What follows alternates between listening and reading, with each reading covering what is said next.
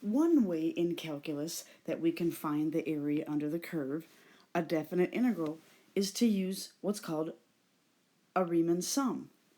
That is just a fancy name for using rectangles, splitting the area under the curve into rectangles and adding together the area of rectangles.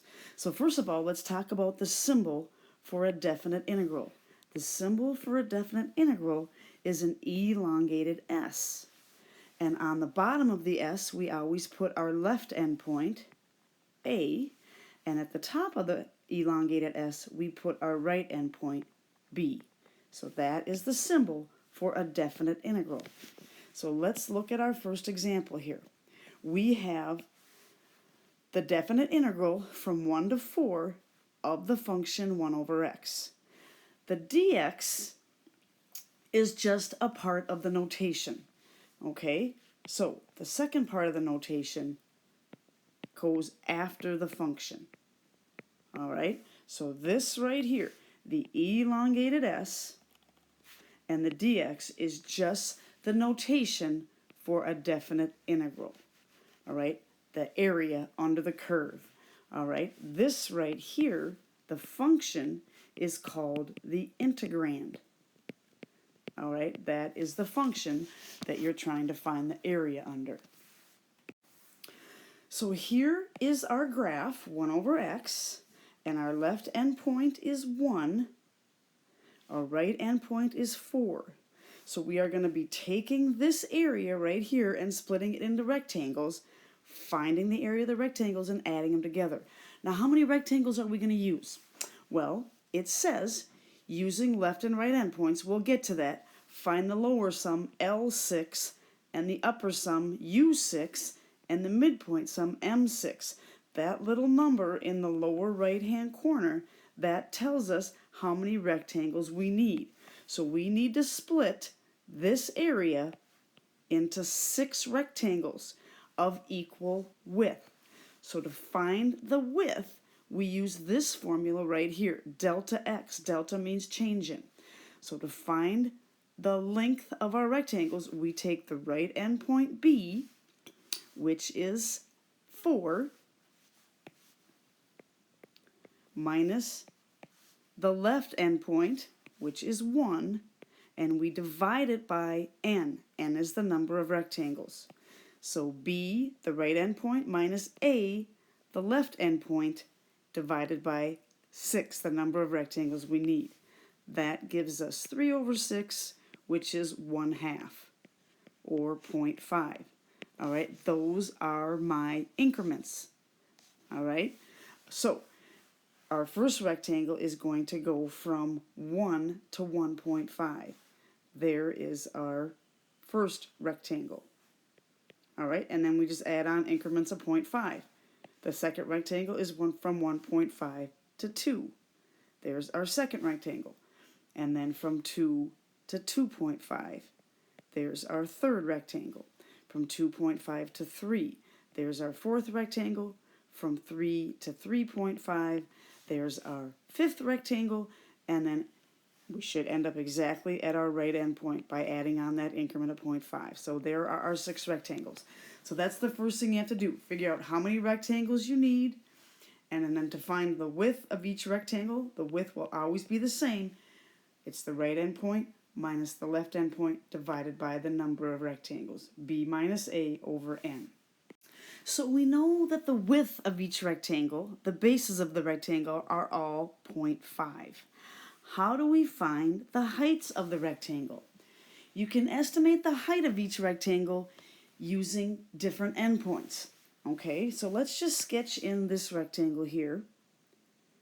So we can either find the height of the rectangle at the left side of the rectangle, the left endpoint. We can estimate the height on the right side of the rectangle, or we can use the midpoints. So let's start out by using the left endpoints. So let's go to this picture right here. All right, the left endpoint of the first rectangle is at 1. So we're going to estimate the height right here. To estimate this y value, we simply plug 1 into the function 1 over x. All right, so I'm going to make a little table here. At 1, what is my height? Well, 1 over 1 is 1. All right, remember our function is 1 over x. So if I plug 1 in for x, I get 1 over 1, which is 1. So that height, of course, the y value is 1. So the height at 1 is 1. So now let's find the height at the left endpoint of our second rectangle. The left endpoint of my second rectangle is here at 1.5. I'm going to highlight that. So in order to get this height right here, I have to plug in 1.5 into my function. So when I plug in 1.5 into my function, out comes 0.67. Just use your calculator. 1 divided by 1.5 is 0.67. So this height is 0.67. In fact, I'm just going to write it in there. This is 0.67. The height here is 1. Okay, let's go to the third rectangle. The left endpoint of the third rectangle is at 2. So to find this height right here, I simply plug 2 into the function. When I plug in 2, 1 over 2 is just 0.5. So this height here is 0.5. All right, let's go to the fourth rectangle. The left endpoint of the fourth rectangle is right here at 2.5. All right, so I plug 2.5 into my function to get this height right here. When I plug 2.5 in, 1 divided by 2.5 is 0.4. So this height right here is 0.4. We keep going. The left endpoint of the fifth rectangle is 3. If I plug 3 into the function, 1 divided by 3 is 0.33. So this height right here is 0.33. And finally, the sixth rectangle, the left endpoint is at 3.5 right here. To get this height here, I plug 3.5 into my function. 1 divided by 3.5 is 0.29. So this height here is 0.29. So those are my 6 heights using the left endpoints. 1, 1.5, 2, 2.5, 3, 3.5. You notice I don't use this value at all because that is not a left endpoint and there's only 6 rectangles. I only need 6 heights. So my bases are all 0.5, so I can kind of factor that out. So to get my left endpoints, I put my base out front and then I put in my heights. So my first height is 1, my second height is 0.67, my third height is 0.5, my fourth height is 0.4, my fifth height is 0.33, and my sixth height is 0.29. So there you have it. I'm finding the area of 6 rectangles. Base times height, plus base times height, plus base times height, plus base times height, plus base times height, plus base times height. When I compute that with my calculator, I am getting 1.595. So that is my very rough estimate of the area under the curve between 1 and 4 using my left endpoints for the height of each of those rectangles. All right, now one thing to keep in mind is if I actually drew in the rectangles, you can see that this is an overestimate. Those rectangles go over the curve. Now to find an estimate using our right endpoints, most of the work is already done for us. We do have to realize that the right endpoints start at 1.5. 1.5 is the right endpoint of the first rectangle. 2 is the right endpoint of the second rectangle. 2.5 is the right endpoint of the third rectangle. 3 is the right endpoint of the fourth rectangle. 3.5 is the right endpoint of the fifth rectangle. And 4 is the right endpoint of the sixth rectangle. So these are my 6 right endpoints, and I already have their y values. So I just brought them down. Here they are. The one that I need to find is 4. So if I plug the x value 4 into my function, 1 over x, I get 0.25. So those are my 6 heights at the right endpoints of each interval. So now we can compute that Riemann sum. So again, I put my base of each rectangle out front. That is the base.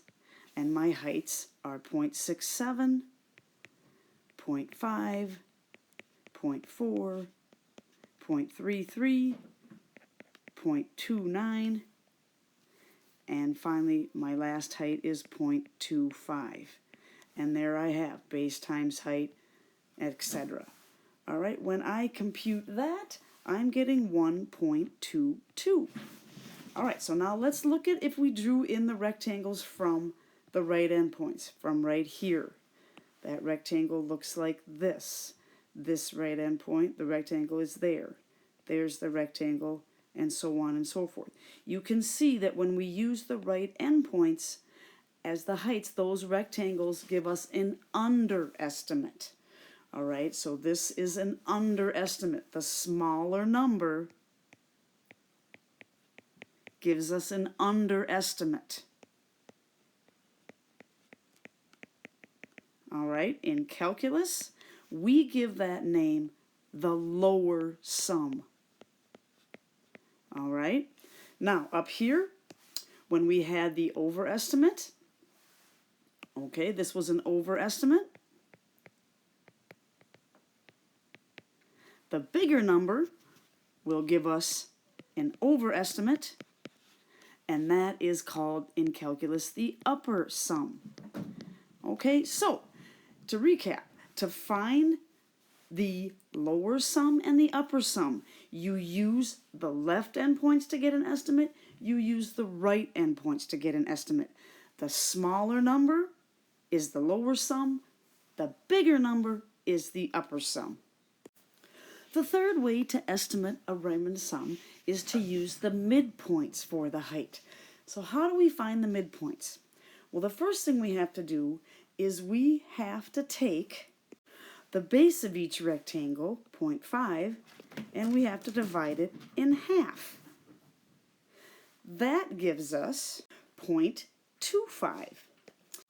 So from our very left endpoint 1, we add on an increment of 0.25, so we know that the midpoint of this first interval right here is 1.25. All right, so our first midpoint is 1.25.